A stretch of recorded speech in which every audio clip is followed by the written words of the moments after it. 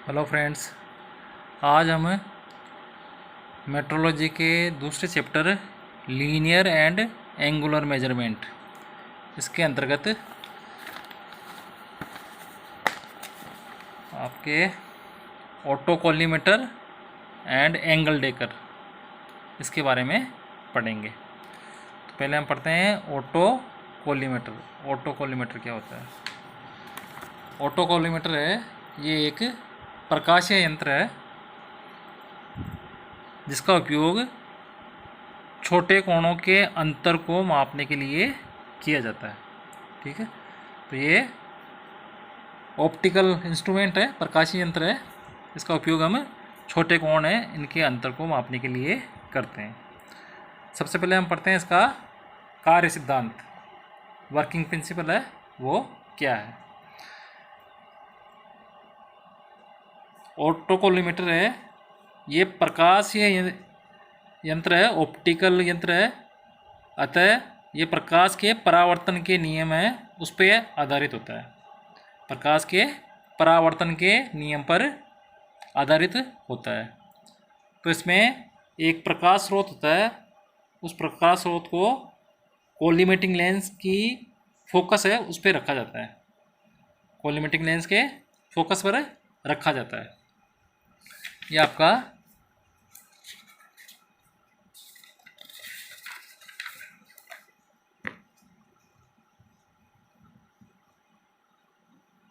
ये ऑब्जेक्ट है, इस ऑब्जेक्ट को हमने यहाँ ओ पे रखा है। ठीक है, तो प्रकाश स्रोत है, लाइट सोर्स है, लाइट सोर्स को कॉलीमेटिंग लेंस है, उस कॉलीमेटिंग लेंस की, ये आपका कॉलीमेटिंग लेंस है, इस कॉलीमेटिंग लेंस की फोकस है, उस फोकस पे रखा जाता है। तो यहाँ पे क्या है, ये ऑब्जेक्ट है, ये ओ है, इससे इसको दर्शाया गया है। इससे लेंस के परावर्तक दर्पण पर समानांतर किरणें हैं वो गिरती है। तो ये ऑब्जेक्ट है, ये इल्यूमिनेट होता है, इससे कॉलीमेटिंग लेंस है, इस कॉलीमेटिंग लेंस से होके समानांतर प्रकाश पुंज है वो आपके ये रिफ्लेक्टर है, इस रिफ्लेक्टर के ऊपर पड़ता है, रिफ्लेक्टिंग मिरर पर पड़ता है। अब यदि आपका रिफ्लेक्टिंग मिरर है, परावर्तक दर्पण है, ये प्रकाशीय अक्ष के लंबवत होता है। ठीक है, ये प्रकाशीय अक्ष के लंबवत है, ये प्रकाशीय अक्ष है आपकी और इससे 90 डिग्री पे है, लंबवत है। तो परावर्तन के पश्चात जो किरणें हैं वो वापस उसी पथ से लौटती है। ठीक है, ये आपकी किरण आई इधर और आके फिर ये वापस उसी पथ पे चली गई। ठीक है, तो अगर ये आपका रिफ्लेक्टर है, ये रिफ्लेक्टर प्रकाशीय अक्ष के लंबवत होता है, तो परावर्तन के पश्चात जो किरणें हैं वो उसी पथ से वापस लौटती है। अब अगर हम इस रिफ्लेक्टर को किसी स्मॉल एंगल एल्फा, किसी स्मॉल एंगल एल्फा पर झुका दें तो ये परावर्तित किरणें हैं ये 2 अल्फा पर रिफ्लेक्ट हो जाती है, कोण 2 अल्फा से परावर्तित हो जाती है। एवं प्रकाश स्रोत से x दूरी पर, ये आपका पहले प्रकाश स्रोत था, इससे x दूरी पर, x दूरी पे क्या बनता है, ओ डैश प्रतिबिंब है वो बनता है। और यहाँ x बराबर आपका 2f अल्फा। ठीक है, 2 अल्फा तो एंगल हो गया जिससे एंगल से ये परावर्तित हुआ, और f है वो आपकी फोकल लेंथ है वो हो गई। तो आपका सिद्धांत है वो ये इस तरह से हो गया। ये क्या नाम से, अगर कॉलीमेटिंग लेंस है, इसके फोकस पे अपन प्रकाश स्रोत रखते हैं, तो अगर आपका रिफ्लेक्टर है वो इसके अक्ष के लंबवत है तो परावर्तन के पश्चात किरणें उसी एंगल पे लौट जाती है। और अगर हम परावर्तक को एक छोटे कोण अल्फा पे झुका दें तो परावर्तित किरणें हैं वो 2 अल्फा से परावर्तित हो जाती है। ठीक है, और आपका जो प्रकाशीय स्रोत है वो उससे x दूरी पर ओ डैश उसकी इमेज है वो बनती है, और x इज इक्वल टू आपका 2f अल्फा, 2f अल्फा ये हो जाता है, जहाँ पे आपका अल्फा तो है inclination angle of reflecting plane और f है आपकी फोकल लेंथ ऑफ लेंस। अब हाई सेंसिटिविटी के लिए अल्फ़ा के कम मानों के लिए एक्स का मान अधिक हो, इसके लिए बड़े फोकस के लेंस है उसका प्रयोग करते हैं। ठीक है, यानी अल्फ़ा के कम झुकाव से ही आपका एक्स है उसका मान अधिक आ जाए, तो इसके लिए हम बड़े फोकस का लेंस है उसका इस्तेमाल करते हैं। अब हम चलते हैं इसकी बनावट और कार्यविधि पे। ऑटोकॉलिमेटर है, इसमें मुख्य रूप से 3 भाग होते हैं। पहला भाग है आपका रेखीय विस्थापन मापन युक्ति, लीनियर डिस्प्लेसमेंट मेजरिंग डिवाइस। दूसरा है माइक्रोस्कोप सूक्ष्मदर्शी, और तीसरा है कोलिमेटिंग लेंस एवं प्रकाश इकाई। कोलिमेटिंग लेंस एवं प्रकाश इकाई, तो ये 3 मुख्य भाग हैं वो इस ऑटोकॉलिमेटर के हैं। मुख्य सूक्ष्मदर्शी तंत्र है, इसके फोकस बिंदु पर एक क्रॉस लाइन का लक्ष्य है उसको रखा जाता है। जब लक्ष्य ग्रेटिकुल यानी टारगेट ग्रेटिकुल है, इसको हम एल्यूमिनेट करते हैं, प्रदीप्त करते हैं, तो इसके प्रतिच्छेद बिंदु से प्रकाश किरणें निकलती है जो बीम स्प्लिटर के द्वारा कोलिमेटिंग लेंस पर आपतित होती है एवं लेंस द्वारा समांतर किरणपुंज परावर्तक पर दी जाती है। ये इसका सरल रेखा चित्र है। ये आपका टारगेट ग्रेटिकुल है, लक्ष्य ग्रेटिकुल, इसको हम एल्यूमिनेट करते हैं। ये लैंप है तो लैंप को जलाते हैं तो ये एल्यूमिनेट होता है। तो इसके यह प्रतिच्छेद बिंदु है, इस प्रतिच्छेद बिंदु से प्रकाश किरणें निकलती है। ये प्रकाश किरणें निकली आपकी, ये बीम स्प्लिटर है, इस बीम स्प्लिटर के द्वारा ये आपका कोलिमेटिंग लेंस है, इस कोलिमेटिंग लेंस पर आपतित होती है एवं लेंस द्वारा समांतर किरणपुंज परावर्तक पर दी जाती है। तो इससे ये लेंस है, ये लेंस को समांतर किरणों के रूप में ये रिफ्लेक्टर है, इस रिफ्लेक्टर पर भेजता है। परावर्तक ये आपका रिफ्लेक्टर है, ये पूर्णतया समतल फ्लैट एवं प्रकाशीय अक्ष के लंबवत है। ये आपकी प्रकाशीय अक्ष है, इससे 90 डिग्री पे है, तो प्रकाशीय अक्ष है इसके लंबवत है। अब क्योंकि ये आपका रिफ्लेक्टर है, ये रिफ्लेक्टर पूर्णतया फ्लैट है, समतल है, और ये प्रकाशीय अक्ष है, इस प्रकाशीय अक्ष के लंबवत है, इसलिए इस ऑब्जेक्टिव लेंस से जो समानांतर प्रकाश की किरणें आएगी ये वापस उसी पथ पे लौट जाएगी। कुछ किरणें हैं वो पुनः ये आपका टारगेट ग्रेटिकुल है, लक्ष्य ग्रेटिकुल है, इसके प्रतिच्छेद बिंदु से प्रतिच्छेद बिंदु पर केंद्रित होती है एवं परावर्तित प्रकाश की किरणों का कुछ भाग इस बीम स्प्लिटर से सीधे ही निकलकर फोकस प्लेन में प्रतिच्छेद बिंदु है उसकी इमेज बनाता है, प्रतिबिंब बनाता है। उस प्रतिबिंब को हम इस आईपीस से देख सकते हैं। तो ये तो पहली कंडीशन थी, जब आपका रिफ्लेक्टर है वो इस प्रकाशीय अक्ष के लंबवत है, तो प्रकाश किरणें पुनः उसी कोण पे लौट जाएगी। अब अगर इस रिफ्लेक्टर को हम स्मॉल एंगल एल्फा से टिल्ट कर दें, झुका दें, तो परावर्तित किरणें हैं वो जैसा कि पहले सिद्धांत में बताया था 2 अल्फा से परावर्तित हो जाएगी। एवं ये कोलिमेटिंग लेंस है, इसका फोकल प्लेन है, इस फोकल प्लेन में परावर्तित इमेज है वो बनाएगी जो वास्तविक लक्ष्य क्रॉस लाइन के प्रतिबिंब से 2 अल्फा इंटू एफ दूरी पर होगा, जहाँ पे अल्फा तो है आपका inclination angle of reflecting plane या मिरर, और एफ है वो है आपकी फोकल लेंथ ऑफ लेंस। अब आपका ग्रेटिकुल प्रतिबिंब है, ग्रेटिकुल इमेज है, उसका रेखीय विस्थापन परावर्तक के झुकाव कोण अल्फा के समानुपाती होता है। यह आपका रिफ्लेक्टर है, परावर्तक है, इस परावर्तक का जो झुकाव कोण अल्फा है उसके समानुपाती होता है। ग्रेटिकुल प्रतिबिंब का रेखीय विस्थापन। प्रकाशीय माइक्रोमीटर या इलेक्ट्रॉनिक संवेदक है, उसके द्वारा इसको हम सीधे ही कोण के रूप में माप सकते हैं। तो इस प्रकार आपका ऑटोकॉलिमेटर है, इस ऑटोकॉलिमेटर से कोणीय विस्थापन है वो ज्ञात किया जा सकता है। अब हम पढ़ते हैं ऑटोकॉलिमेटर के अनुप्रयोग, एप्लीकेशन। ऑटोकॉलिमेटर की एप्लीकेशन क्या क्या है। इसकी सबसे पहली एप्लीकेशन है सतहों की समतलता एवं सीधाई, यानी फ्लैटनेस और स्ट्रेटनेस, इसको मापने में। दूसरा है मास्टर एंगल के प्रयोग से तुलनात्मक मापन में। मास्टर एंगल है, उसके प्रयोग से तुलनात्मक मापन है, उसमें भी इसका उपयोग किया जाता है। तीसरा है सूक्ष्म रेखीय मापन में।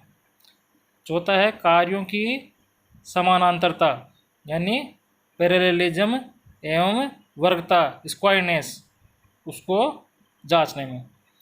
और लास्ट है आपका सूक्ष्म कोणीय इंडेक्सिंग में, precision angular indexing.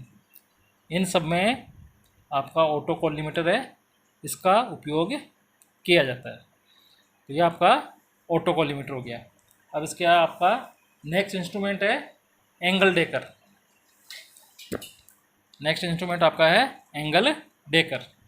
Angle decker है, ये भी आपका ऑटोकॉलिमेटर है, ऑटोकॉलिमेटर ही होता है। इसमें ऑब्जेक्टिव लेंस के फोकल प्लेन में एक छोटा प्रकाशीय स्केल होता है। यह आपका ऑब्जेक्टिव लेंस है, इसके फोकल प्लेन में छोटा प्रकाशीय scale, glass screen in focal plane of objective lens.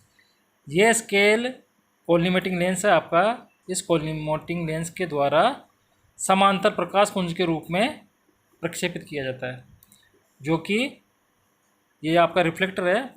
इस रिफ्लेक्टर से टकराने के बाद एक लेंस के द्वारा फोकस होता है। यह आपका माइक्रोस्कोप है। माइक्रोस्कोप के दृश्य के क्षेत्र में एक डेटम स्केल भी होता है। ये डेटम स्केल आपका, datum scale across centre of screen. तो माइक्रोस्कोप का दृश्य क्षेत्र है, दृश्य के क्षेत्र में एक डेटम स्केल भी होता है जो स्क्रीन के बीच में स्थित होता है, स्क्रीन के बीच में स्थित होता है। इस स्केल के समकोण पर प्रकाशीय स्केल की परावर्तित इमेज है वो प्राप्त की जाती है। इस स्थिति में दोनों स्केल एक दूसरे को इंटरसेक्ट करते हैं। इस प्रकार प्रकाशीय स्केल की रीडिंग द्वारा प्रकाशीय अक्ष से कोणीय विचलन ज्ञात होता है। प्रकाशीय स्केल की रीडिंग द्वारा प्रकाशीय अक्ष से कोणीय विचलन ज्ञात होता है एवं डेटम स्केल की रीडिंग द्वारा दूसरी अक्ष से विचलन है वो ज्ञात होता है। तो ये एंगल डेकर है। इस एंगल डेकर का सरल रेखा चित्र इस चित्र द्वारा दर्शाया गया है। यह आपका लैंप है, ये प्रिज्म है, इससे प्रकाश किरणें आएगी और आपका रिफ्लेक्टर है, उस रिफ्लेक्टर से टकराने के बाद में आईपीस में जाएगी। ठीक है, ये आपका आईपीस हो गया। ये ग्लास स्क्रीन हो गया जो कि फोकल प्लेन में है। यह आपका डेटम स्केल हो गया, अक्रॉस सेंटर ऑफ स्क्रीन है। यह आपका इल्यूमिनेटेड स्केल हो गया और यह आपका कोलिमेटिंग ऑब्जेक्टिव लेंस हो गया। यह आपका वर्कपीस है। तो आपका एंगल डेकर है, ये भी एक प्रकार का ऑटोकॉलिमेटर है, ऑटोकॉलिमेटर ही होता है। अब हम देखते हैं कि एंगल डेकर है, इससे कोण कैसे मापेंगे। एंगल डेकर है, इससे कोण है वो कैसे मेजर करेंगे। एंगल डेकर से कोण मापने की विधि। सबसे पहले सरफेस प्लेट है, उस सरफेस प्लेट के ऊपर हम उस टेस्ट पीस को रखते हैं जिसका कोण मापना है। ठीक है, टेस्ट पीस जिसका कि हमें कोण मापना है उसको सरफेस प्लेट के ऊपर रखेंगे ताकि वो पूर्णतः फ्लैट रहे। इसके बाद में इस टेपर पीस की टेपर सतह पे पॉलिश किया हुआ परावर्तक, तो पॉलिश किए परावर्तक है, उस परावर्तक के रूप में हमें एक स्लिप गेज है वो रख देंगे, क्योंकि स्लिप गेज होता है वो हाईली रिफ्लेक्टिव होता है। तो परावर्तक के रूप में हम स्लिप गेज है उसको रख देंगे जो प्रकाश की किरणों को परावर्तित कर सके। अब सरफेस प्लेट पर जो टेस्ट पीस है उस टेस्ट पीस का जो टेपर का एंगल है उस टेपर एंगल के करीबन एंगल गेज है वो सेट करते हैं। एंगल गेज है उनको सेट करते हैं। ये आपका अरेंजमेंट है, इस प्रकार से है। ये आपका टेस्ट पीस हो गया। तो टेस्ट पीस को हमने, ये सरफेस प्लेट है, सरफेस प्लेट के ऊपर रख दिया और फिर इसके ऊपर हमने एक रिफ्लेक्टर है वो लगा दिया। तो रिफ्लेक्टर के रूप में हमने लगाया है स्लिप गेज। अब हम एंगल गेज है उस एंगल गेज का एक सेट तैयार करेंगे। उस एंगल गेज का जो सेट है उस सेट का एंगल जो है वो लगभग इस टेस्ट पीस के टेपर एंगल है उसके बराबर सेट किया जाता है लगभग, क्योंकि एग्जैक्ट तो कर नहीं सकते अपन। तो इस टेस्ट पीस का जो टेपर एंगल है उस टेपर एंगल के लगभग बराबर ये एंगल गेज है, उस एंगल गेज का जो कॉम्बिनेशन है वो सेट किया जाता है। अब एंगल डेकर को एक समायोजित लिंक पर कसकर एंगल गेज की सतह के लंबवत उसके ऊपर लाते हैं। ये एंगल डेकर है आपका। इस एंगल डेकर को हमने किस पे कस दिया है? एक समायोजित लिंक पर, एडजस्टेबल लिंक है, उस एडजस्टेबल लिंक पर कस देते हैं इसको। और फिर इसके बाद में एंगल गेज की सतह, ये आपका एंगल गेज है जो सेट हमने कॉम्बिनेशन लगाया है, इस एंगल गेज की सतह के लंबवत इसको लेके आते हैं, 90 डिग्री के ऊपर लेके आते हैं। इसके बाद में स्केल पर रीडिंग लेते हैं। इसके बाद में ये सेट है इसको तो हटा देते हैं और ये टेस्ट पीस है, इस टेस्ट पीस को इस एंगल डेकर के नीचे लेके आते हैं। इसके बाद टेस्ट पीस को एंगल डेकर के नीचे लाएं तथा रीडिंग लें।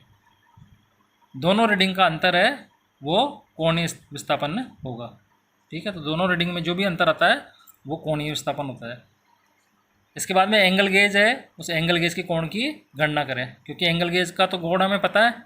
हमने विभिन्न एंगल गेज है उनको कंबाइन करके इस टेस्ट पीस का जो टेपर एंगल है उसके आसपास हमने इसको सेट किया है। तो एंगल गेज का कोण है उसकी हम गणना कर लेते हैं। इसके बाद में इसमें स्केल की रीडिंग, जो स्केल की रीडिंग आई थी पहले, उस स्केल की रीडिंग को समायोजित करके टेस्ट पीस का कोण है वो ज्ञात करते हैं। तो इस प्रकार से हम एंगल डेकर है, इस एंगल डेकर से कोई कोण है उस कोण को माप सकते हैं। अब एंगल डेकर के प्रमुख उपयोग क्या क्या है, एप्लीकेशन क्या क्या है। पहली एप्लीकेशन है किसी अवयव के कोण को मापने में। जैसे कि अभी हमने पढ़ा कि ये जो टेस्ट पीस है उस टेस्ट पीस का एंगल कैसे नापते हैं। तो पहली एप्लीकेशन होगी इसकी किसी अवयव के कोण को मापने में। दूसरी एप्लीकेशन है मशीनन संक्रियाओं के लिए यथार्थ कोणीय सेटिंग प्राप्त करने में। तीसरा है वी ब्लॉक के झुकाव की जांच करने में। वी ब्लॉक का जो स्लूप है उस स्लूप को चेक करने के लिए भी एंगल डेकर का इस्तेमाल किया जाता है। चौथा है शंकु तथा टेपर गेज। शंकु तथा टेपर गेज का कोण है उसको मापने में। तो इस प्रकार एंगल डेकर के विभिन्न उपयोग है। धन्यवाद।